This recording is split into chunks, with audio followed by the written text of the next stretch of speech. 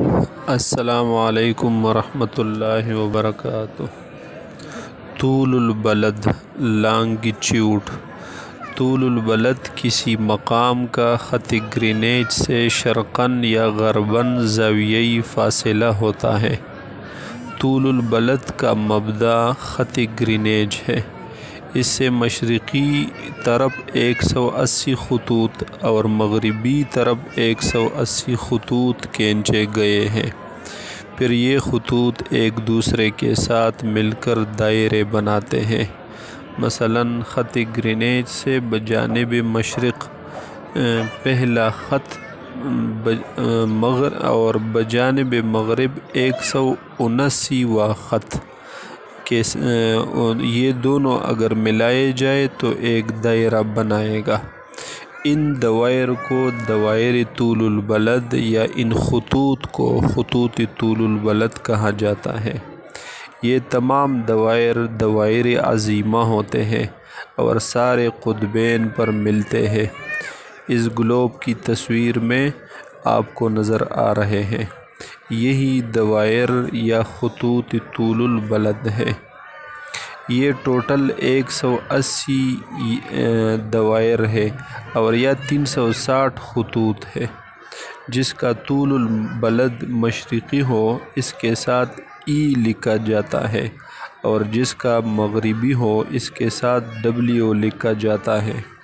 ہمارے علاقے طور ورثک ضلع بنیر کا طول البلد 72.359 ڈگری مشرقی ہے، تو اس کو اسی طرح لکھا جائے گا جو آپ کے سامنے ہے۔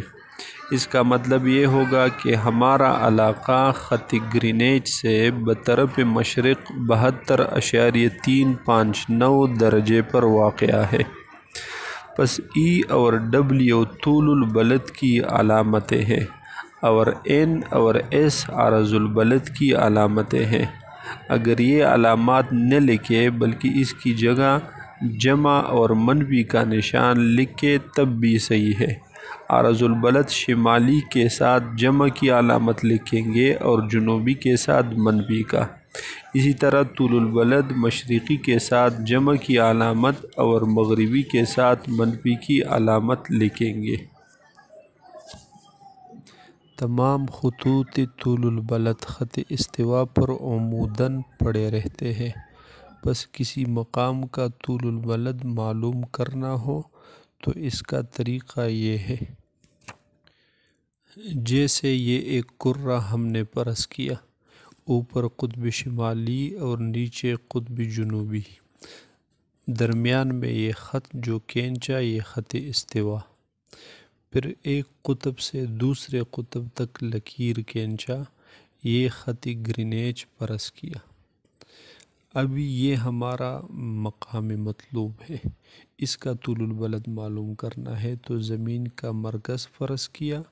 اب خط گرینیج جس جگہ پر خط استوا قطع کرتا ہے وہاں سے سیدھا لکیر مرکز تک کھینچا، اور مرکز زمین کے ساتھ اس خط کو ملایا۔ پھر مطلوبہ طول البلد جس جگہ پر خط استوا قطع کرتا ہے وہاں سے بھی لکیر کھینچا مرکز تک۔ اب درمیان میں جو زاویہ بنا اس کو ناپے تو جتنا یہ زاویہ ہوگا یہی اس مقام مطلوبہ کا طول البلد ہوگا۔ خط طول البلد معلوم کرنے کے بھی مختلف طریقے ہیں۔ سب سے آسان اور صحیح طریقہ آج کل کے مروجہ ڈیجیٹل آلات ہے۔ اس کے ذریعے آسانی سے اور کم وقت میں معلوم ہو سکتا ہے، اور دائرہ ہندیہ کے ذریعے بھی معلوم ہو سکتا ہے۔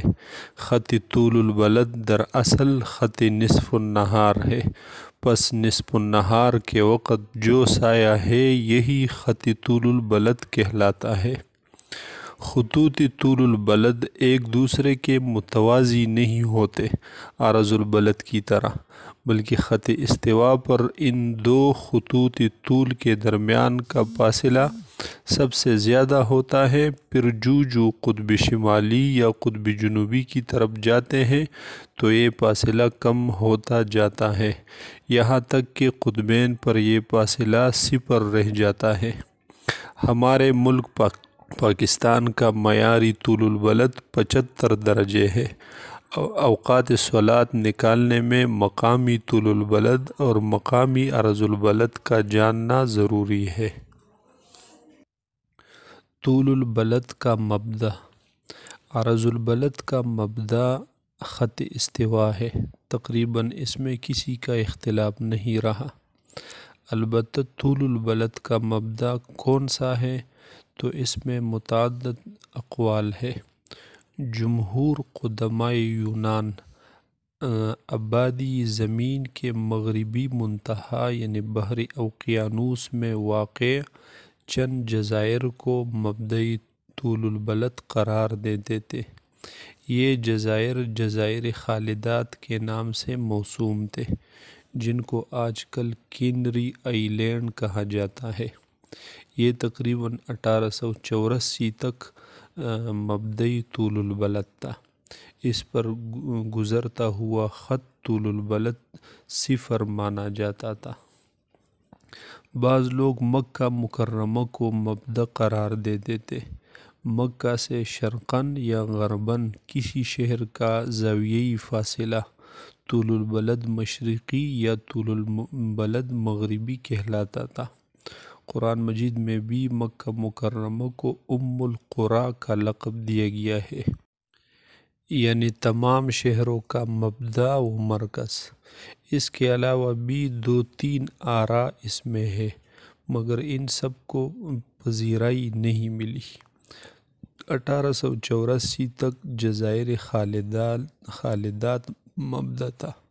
16ویں صدی میں جب امریکہ دریافت ہوا تب سے اس پر بحث چلی تھی کہ آج تک تو ہم یہ تصور کرتے کہ جزائر خالدات سے آباد زمین شروع ہوتا ہے تو جزائر خالدات مبدا ہوگا، مگر اب تو پتہ چلا کہ جزائر خالدات کے آگے بھی خشک زمین ہے، آباد زمین ہے۔ ان جزائر کے ساتھ جو بحر بحری اوقیانوس لگا ہوا ہے اس کو بحر ظلمات کہا جاتا ہے۔ علامہ اقبال نے بھی اپنے اشعار میں ذکر کیا ہے کہ بحر ظلمات میں دوڑا دیے گھوڑے ہم نے۔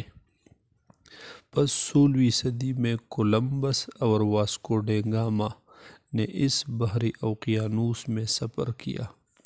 بقول ان سائنسدانوں کے کولمبس نے امریکہ دریافت کیا اور واسکو ڈے گاما ہندوستان تک پہنچ گیا۔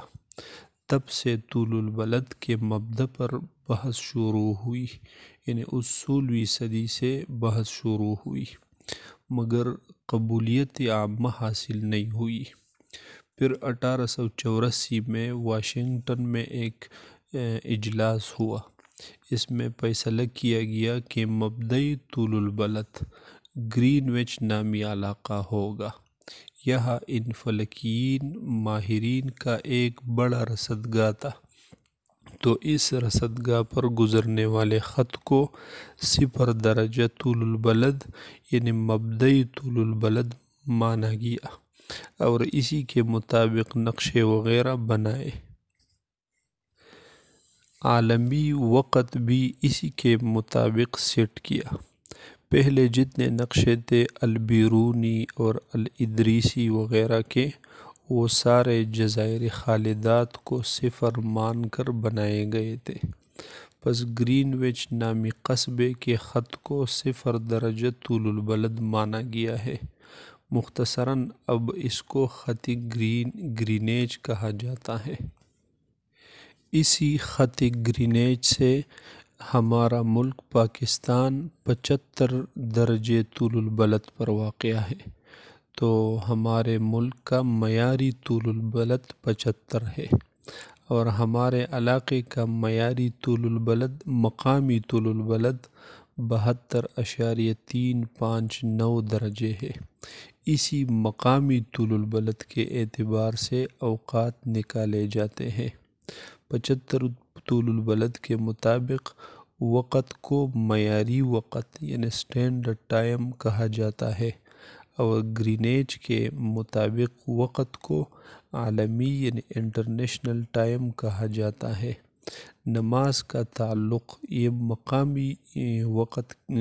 مقامی طول البلد کے ساتھ ہوتا ہے، تو اس کے لیے ضروری ہے کہ ہمیں اپنے مقام کا طول البلد معلوم ہو تاکہ اسی کے مطابق پھر اوقات نکالیں۔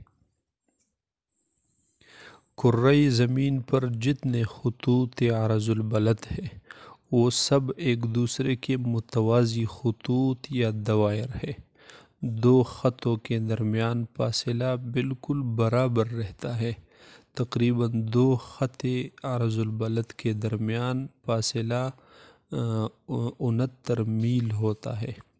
اس کے مقابلے میں خطوط طول کے درمیان فاصلہ برابر نہیں رہتا، بلکہ خط استوا پر دو خط طول البلد کے درمیان فاصلہ سب سے زیادہ ہوتا ہے، جو تقریباً 69.5 میل ہوتا ہے، جبکہ جتنا آپ قطب شمالی تک یا قطب جنوبی تک جائیں تو یہ فاصلہ کم ہوتا جائے گا، یہاں تک کہ قطبین پر پہنچ کر یہ فاصلہ 0 رہ جائے گا۔ قطبین میں یہ سارے خطوط طول البلد ملے ہوئے ہوں گے۔ عرض البلد اور طول البلد کے فوائد اور نتائج یہ ہے کہ جب آپ کو کسی مقام کا طول البلد اور عرض البلد معلوم ہو تو کرۂ ارض پر اس مقام کا صحیح محل وقوع معلوم کیا جا سکتا ہے۔ اسی طرح عرض البلد سے کسی مقام کی حرارت کا بھی کسی حد تک اندازہ لگایا جا سکتا ہے۔ جتنا کوئی جگہ خط استوا کے قریب ہوگا اتنا گرم ہوگا، جتنا خط استوا سے دور ہوگا اتنا سرد ہوگا۔ اسی طرح عرض البلد کی وجہ سے خط استوا سے میلوں میں فاصلہ بھی معلوم کیا جا سکتا ہے، اور ان دونوں کے ذریعے وقت اور سمت قبلہ بھی معلوم کیے جا سکتے ہیں۔